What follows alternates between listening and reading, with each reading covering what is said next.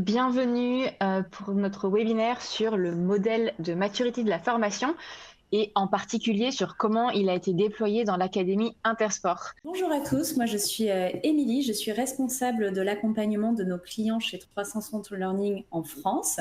Pour ma part, ça fait plus de 10 ans maintenant que j'ai rejoint 360, donc je suis ravie d'être avec vous aujourd'hui et heureuse d'accueillir également Intersport du coup parmi nous. Donc je laisse la main à Isabelle.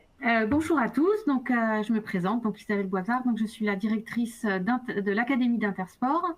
Moi, ça fait maintenant un peu plus de 5 ans que j'ai intégré Intersport et je viens du monde du retail, puisque 20 ans avant dans le groupe Galeries Lafayette. Et bonjour à tous, moi c'est Caroline. Du coup, ça fait un peu plus de 3 ans que j'ai rejoint 360 Learning comme Customer Success Partner dans l'équipe stratégique, donc les grands comptes chez nous. Et avant ça, j'ai passé un peu plus de 15 ans dans les services formation, principalement dans le secteur du luxe et du retail. Pour vous donner un tout petit peu de contexte, en travaillant avec nos clients, ce qu'on entend souvent, indépendamment de la taille de la structure, indépendamment du secteur ou même de la géographie, c'est que les responsables de formation, donc vous, nous, on perçoit notre activité comme être des preneurs d'ordre. Et c'est ce qui prend énormément de bande passante, de devoir être en réactif aux ordres qu'on peut recevoir. Pourtant, la volonté, je l'ai lu dans le chat, de devenir un leader en matière de L&D, d'augmenter les performances et d'avoir de l'impact, c'est vraiment quelque chose qu'on lit, qu'on vous entend, c'est vraiment au cœur des préoccupations. C'est là qu'entre en jeu donc le modèle de maturité, un cadre de progression qui est clair, qui a pour objectif de vous aider à vous situer, à vous accompagner dans la montée en puissance de votre projet de formation, d'aligner vos initiatives sur les objectifs business et d'avoir de l'impact.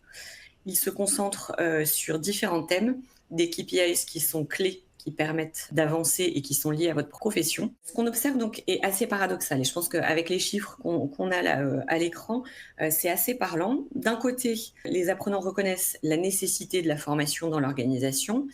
Et de l'autre, on constate que les recruteurs, ils nous disent que c'est de plus en plus difficile de trouver les bons profils et plus d'un employé sur deux, 57% du coup, ont encore des difficultés à envisager un futur poste, notamment dans l'entreprise. On constate également que l'IA a complètement changé la donne, les écarts de compétences se creusent et du coup, il est impératif pour nous en formation d'avoir de l'impact. La maturité dans le domaine de la formation, ça devient déterminant, justement, pour pouvoir avoir cet impact. Pourquoi ? Le métier est complexe. Toutes les organisations pour lesquelles on travaille sont complexes aussi.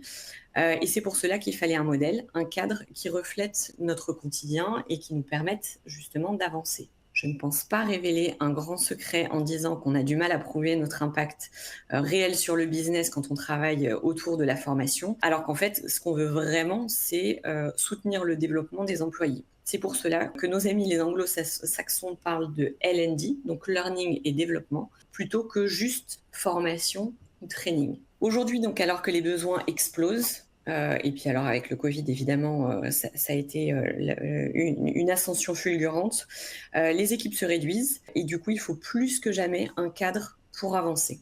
Le tout en étant aligné avec les enjeux actuels autour des compétences, de l'avancée de l'IA, en alignant également les équipes, structurant vos échanges avec les parties prenantes. Ce que fait le modèle de maturité, c'est qu'il vous aide à évoluer justement dans votre maturité. C'est un cadre de progression qui est clair, adapté aux défis d'aujourd'hui pour les professionnels de la formation. Et il vous permet du coup d'analyser le niveau de votre département, mais plus globalement du projet formation dans l'entreprise et d'évaluer surtout le chemin qu'il vous reste à parcourir pour atteindre les niveaux de maturité que vous visez. Dans ce modèle, vous avez à disposition donc une auto-évaluation qui est à compléter, des KPIs clairs, des indicateurs qui vous permettent d'évaluer de façon objective votre niveau de maturité et une liste de ressources qui sont sélectionnées par thème pour vous aider justement dans ce chemin de progression à améliorer. Et du coup, ce modèle est issu de centaines et des centaines de conversations avec des leaders du secteur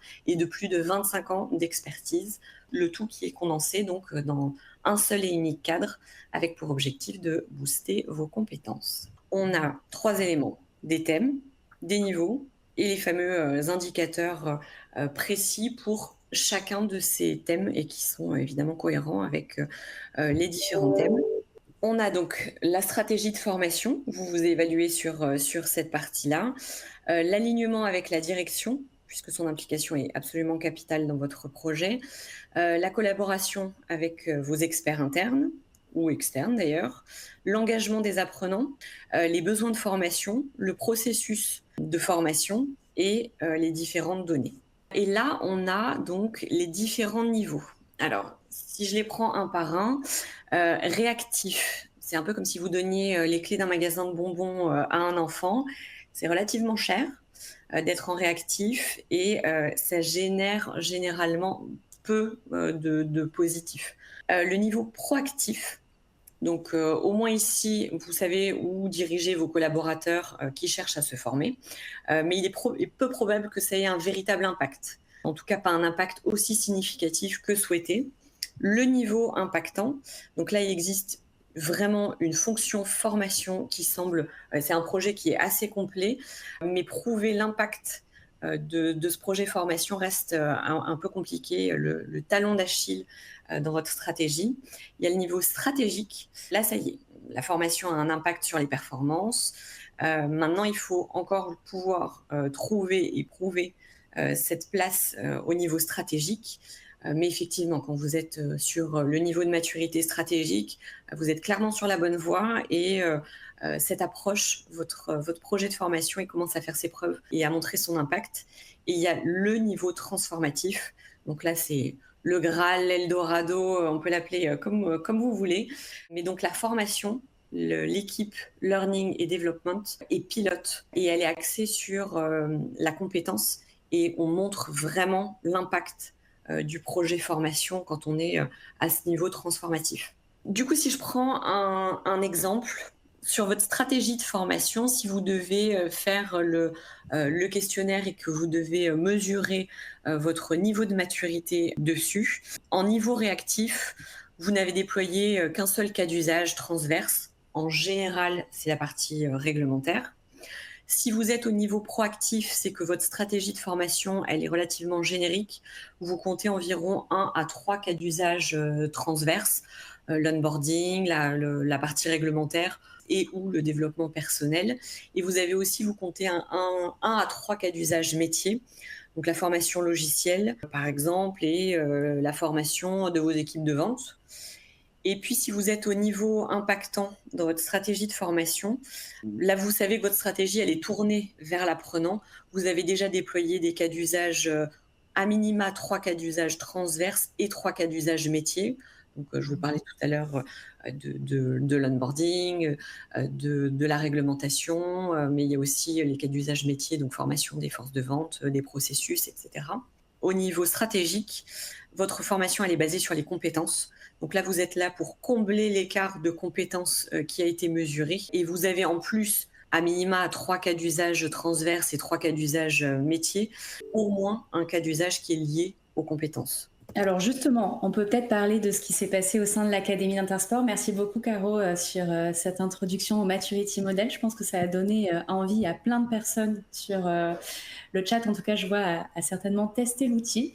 Je vous propose du coup de rentrer un petit peu dans un exemple concret de ce que nous avons eu le plaisir de dérouler avec Isabelle du côté d'Intersport.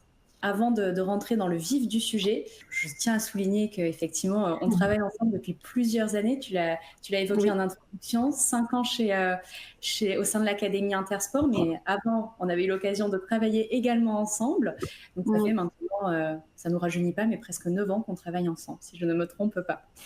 Donc, merci beaucoup d'être venu aujourd'hui. Et on a récemment planché ensemble sur le modèle de maturité pour l'Académie d'Intersport. Avant d'embrayer là-dessus, est-ce que tu peux nous parler des missions et ce que c'est que l'Académie d'Intersport ? Donc, du coup, l'Académie Intersport, donc c'est l'organisme de formation pour Intersport France, Belgique et prochainement Portugal. Nous, en fait, on est une association. On a été créé par des adhérents, un groupement d'adhérents en 1992. Et donc aujourd'hui, on peut le dire comme ça, hein, on appartient, hein, la société appartient à nos adhérents. Et notre objectif est évidemment d'accompagner l'ensemble de la stratégie d'Intersport qui est grandissante d'année en année. Comparé à 2020, maintenant ça va faire 5 ans que je suis à Intersport, donc j'ai pu voir en tout cas l'évolution d'Intersport entre 2020 et 2025. Aujourd'hui, Intersport, c'est plus de 900 points de vente. On atteint déjà près de 19 000 collaborateurs. Mais c'est l'enseigne Intersport, c'est l'enseigne Black Store, c'est aussi des activités comme club et collectivités, le partenariat avec les associations locales. Voilà, c'est plein de choses aussi autour de notre enseigne. Et c'est vrai que sur la partie formation, évidemment, en tant qu'académie, c'est notre raison de vivre, de trouver comment donner envie aux collaborateurs de se former, mais aussi comment donner l'envie à notre collectif de managers de laisser du temps aux collaborateurs pour se former. Voilà, c'est notre mission. Et ça passe notamment par la plateforme, évidemment, 360 Learning. Il y a quelques semaines, quelques mois maintenant, je suis venue à toi pour te parler du Maturity Model, le modèle de maturité de la formation, avec pour projet de le tester au sein de votre académie. Quelles ont été tes impressions au tout début sur ce projet-là? Il y a une première impression que j'ai eue, c'est que dans les tendances actuelles où on est plutôt le digital, l'intelligence artificielle, et trouver toujours des choses parfois un peu décalées. En fait, ce que j'ai beaucoup aimé avec ce modèle de maturité, c'est la simplicité de l'outil. Voilà, c'est simple, c'est clair, c'est très bien expliqué. On est dans une méthodologie de pas à pas qui nous aide vraiment à réfléchir et qui arrive vraiment à des résultats que j'ai trouvé extrêmement, on va en parler tout à l'heure, mais des résultats extrêmement efficaces. Ce que je te propose, c'est peut-être de zoomer sur 3 des différents thèmes que Caroline a présentés tout à l'heure en introduction. Je pense qu'on n'aurait pas eu le temps de toute façon de faire les 7, donc 3 me paraît être intéressant. Et pour chacun d'entre eux, l'idée, c'est de voir un petit peu ce que vous avez mis ou ce que vous allez mettre en place justement pour vous aider à passer sur l'étape suivante. Donc les thèmes qu'on a choisis pour aujourd'hui, c'est le premier, ça va être autour de la stratégie de formation. Au cours de notre conversation, on a clairement identifié votre situation actuelle, le contexte, vos ambitions, tout en retraçant le chemin parcouru. Ce que je trouve particulièrement chouette avec cet outil, c'est qu'on a réussi à aller encore plus loin dans la connaissance de votre contexte chez Intersport et moi, je sais que ça me nourrit énormément après dans la stratégie que je mets en place avec mes équipes. Chez Intersport, différents cas d'usage sont déployés. On a des cas d'usage qu'on appelle transverses, l'onboarding, la formation obligatoire. On a des cas d'usage qui ne sont pas encore pleinement déployés, comme le développement des différents collaborateurs, en tout cas des personnes qui travaillent au sein du réseau. On n'a pas encore été jusqu'au bout de ce qu'on pouvait faire, je pense, de ce côté-là. Et il y a effectivement des cas d'usage spécifiques métiers, pour le coup, la formation terrain, la formation commerciale, la formation outil. Et aujourd'hui, suite à nos échanges sur ce thème de la stratégie de formation, on a identifié que vous étiez sur le niveau impactant. Pourquoi impactant ? Eh bien, ça se fait au regard effectivement de la description de ce qu'on entend, mais également au niveau des indicateurs, c'est-à-dire le nombre de cas d'usage, le nombre de cas d'usage métier également déployés. Une fois qu'on a dit ça, comment et quelles seront un petit peu les étapes, est-ce que tu as envie, mais quelles seraient les étapes pour passer au niveau stratégique ? Je crois qu'on a tous la même passion et le même rêve, c'est que la formation, elle soit dans le quotidien de tout le monde et évidemment dans la stratégie de l'entreprise. Et on rêve évidemment de passer en transformatif. Alors nous, on s'est mis en impactant parce qu'on peut toujours mieux faire on peut toujours un peu plus imposer le domaine de développement dans la stratégie de l'entreprise. Ce qui a été très intéressant pour nous, c'est qu'aujourd'hui, l'entreprise positionne la formation et le développement des collaborateurs comme un enjeu stratégique entre 25 et 2030, dans notre plan et à l'horizon 2030. Donc ça, pour nous, déjà, c'est un signal plus qu'au vert pour nous dire qu'on est bien parti pour aller atteindre la stratégie. C'est-à-dire que c'est une ambition, c'est déjà présent, mais c'est d'autant plus revendiqué que ça va vraiment nous amener sur cette stratégie. Aujourd'hui, si on regarde de plus près la manière dont on fonctionne, on est vraiment on se positionne dans l'impactant quand on regarde les actions et la manière dont on met en place nos formations. Donc, nous, on a beaucoup de parcours de formation métier, directeur de magasin, des vendeurs, enfin des conseillers de vente. Enfin, vous allez retrouver l'ensemble des formations métiers qui composent l'entreprise Intersport. On essaye aussi d'impliquer les managers, d'impliquer les RH, parce que la fonction RH, il faut quand même que ça le dise, prend de plus en plus de place aussi au niveau stratégie pour qu'eux s'approprient la stratégie de développement, la stratégie de formation, pour qu'ils soient en capacité de la pousser, de pouvoir identifier les parcours qui sont pertinents pour nos collaborateurs, pour qu'ils puissent manager nos équipes et vraiment les orienter vers les meilleures formations pour eux. On s'identifie impactant, mais il y a des sujets où on l'est déjà, par exemple au niveau stratégique, on l'est déjà, par exemple sur les métiers sous tension, et peut-être que c'est ce que vous accompagnez aussi dans vos différentes sociétés. C'est que dès qu'il y a un métier sous tension, des difficultés de recrutement, des difficultés de formation, de gestes métiers, là, on va être en capacité de mettre à disposition, en tout cas chez nous, des parcours de formation très spécifiques et on va y mettre les moyens pour accompagner ces différents métiers.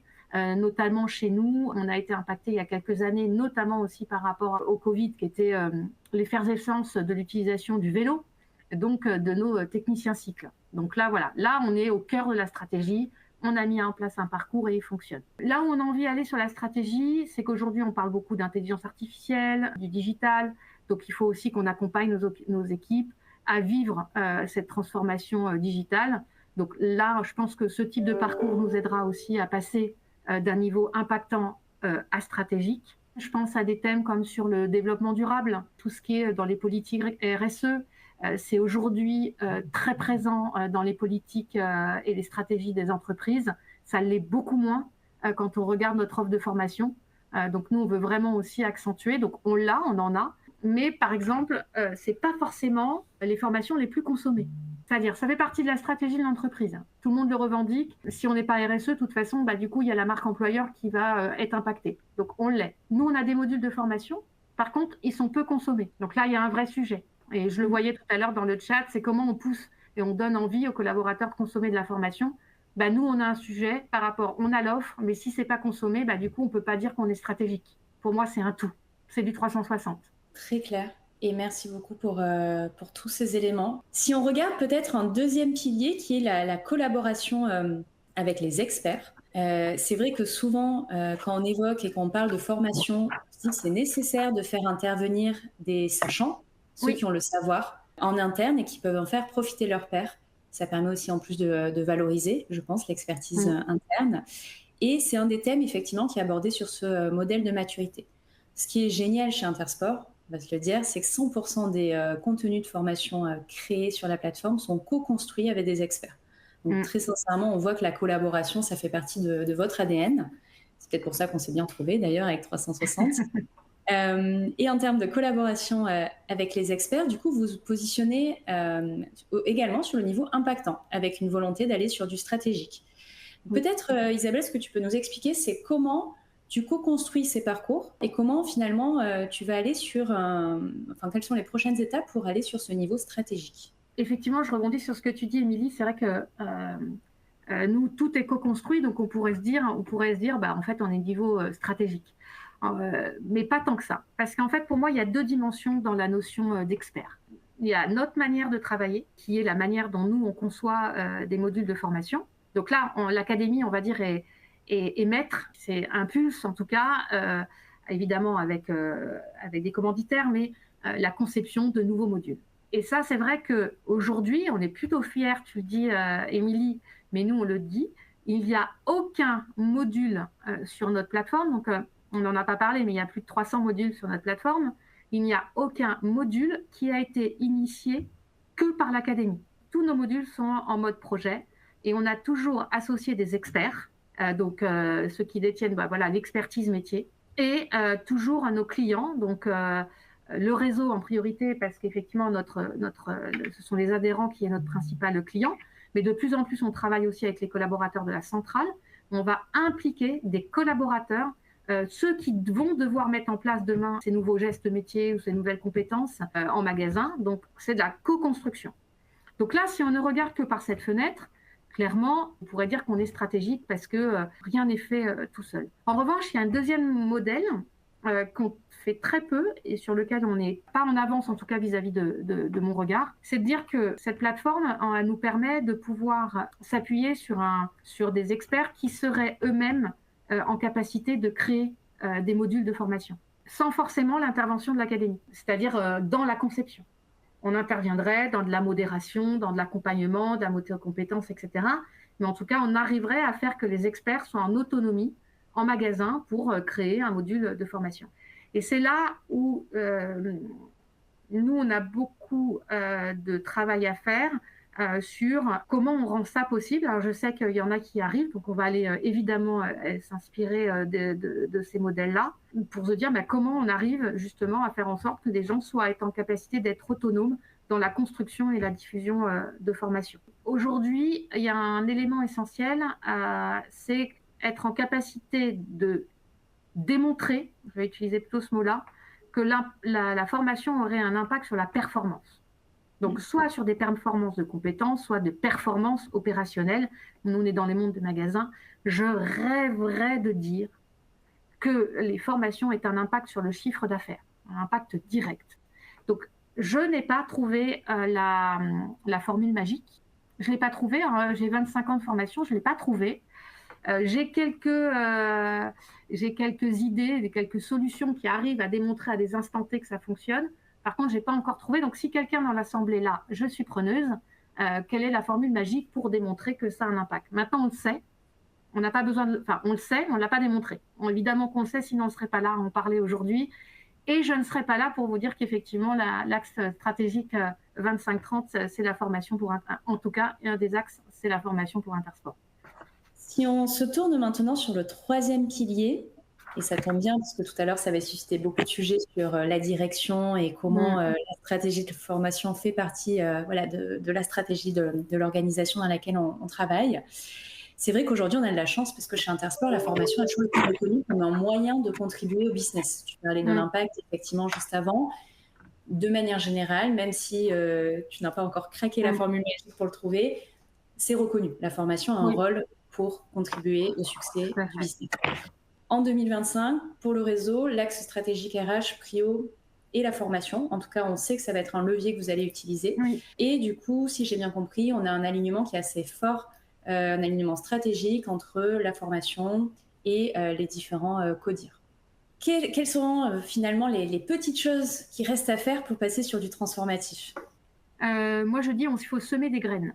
Il ne faut pas vouloir aller trop vite. Et je pense que c'est tout le travail qui a été fait depuis des années chez Intersport, bien même avant que j'arrive, et qui s'est accentué avec justement ce développement de l'enseigne d'Intersport. Vous avez évidemment su le rachat de GoSport qui est venu venir agrandir notre parc de magasins. Et on a vécu une vraie transformation culturelle quand on réunit des magasins avec une culture d'entreprise coopérative, avec des magasins de groupes intégrés. Donc finalement, c'est un peu l'histoire. Je pense qu'il faut vachement s'inspirer de l'histoire de l'entreprise, de son évolution. Nous, on sème des graines et après, ça permet au fur et à mesure et de démontrer au fur et à mesure que la formation, le développement des compétences, même si tout le monde sait que ça a un impact sur le business, eh bien ça c'est prouvé, c'est démontré par des projets qu'on a menés qui fait qu'aujourd'hui, avec nous, on a une nouvelle organisation, une nouvelle présidence, avec une organisation qui se fait par région.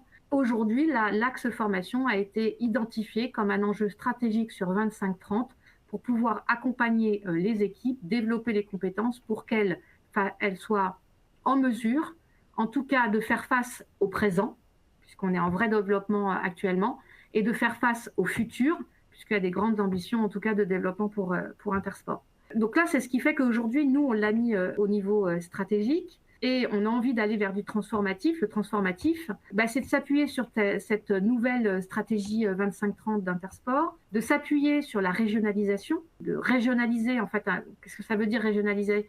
C'est-à-dire qu'on va avoir des présidents de région qui vont décliner la stratégie d'Intersport au national et qui vont la décliner et la faire vivre au niveau régional.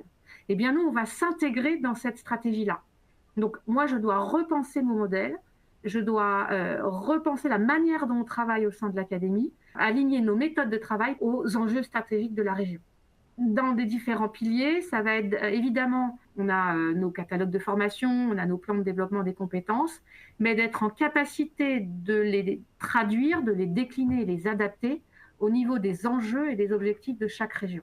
Et là, on sera en capacité effectivement de dire que c'est plutôt les régions qui vont remonter, quand ils vont dans les reportings, de dire voilà ce qu'on a mis en place en termes de formation dans la région, voilà les résultats qu'on a obtenus, et c'est la somme de chaque région qui va donner cette puissance un peu nationale de la formation chez Intersport.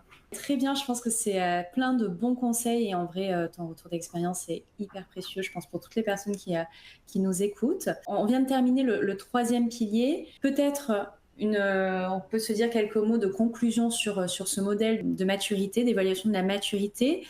Penses-tu finalement que l'utilisation de ce cadre vous a donné des idées, vous a fait réfléchir à des domaines que vous n'aviez pas envisagés auparavant ou en tout cas ciblés comme prioritaires?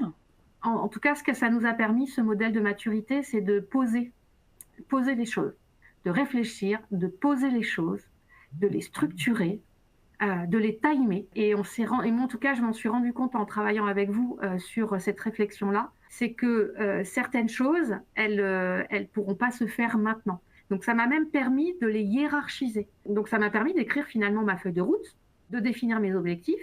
Et surtout, ça me permet de savoir là à quel endroit je vais mettre aujourd'hui mon énergie. C'est pas que je veux pas le mettre sur tous les sujets, c'est que je vais prioriser mon énergie à tel et tel endroit.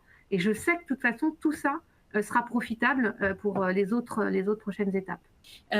Si on parle justement à horizon 2026-2027, comment finalement on va pouvoir aller sur ce niveau stratégique? Comment on peut avoir un impact encore plus fort sur la partie business? Alors, moi, j'ai identifié deux choses. Déjà, ce que je ne vous ai pas dit, c'est que dans la coopérative, donc nous, on est l'organisme de formation pour Intersport, mais on n'est pas le seul, ils n'ont pas l'obligation de passer par nous. Donc nous, déjà, la première étape, c'est d'embarquer un collectif. Et puis le deuxième point, c'est d'aligner notre dispositif de formation clairement avec l'ensemble des enjeux stratégiques d'Intersport. Il faut, par exemple, des projets d'entreprise je vous ai parlé tout à l'heure du digital, etc. Et le troisième pilier que j'ai identifié, c'est tout ce qui va être lié autour des reportings. C'est-à-dire qu'aujourd'hui, j'aimerais bien que les groupements, on appelle ça chez nous les groupements, soient autonomes dans le pilotage des indicateurs de la formation. Donc, il faut que je trouve un moyen de leur donner accès à suffisamment de tableaux de bord qui leur permettraient d'être en capacité d'analyser eux-mêmes leur maturité de formation et de peut-être nous d'avoir un rôle de conseil et d'accompagnement sur identifier leurs leviers pour pouvoir justement faire évoluer aussi la formation dans leur groupement. Voilà. Je vais donc terminer ici ce webinaire. Merci à tous et à toutes dans le public aussi. Et puis, on vous dit, j'espère, à très bientôt pour de prochains événements.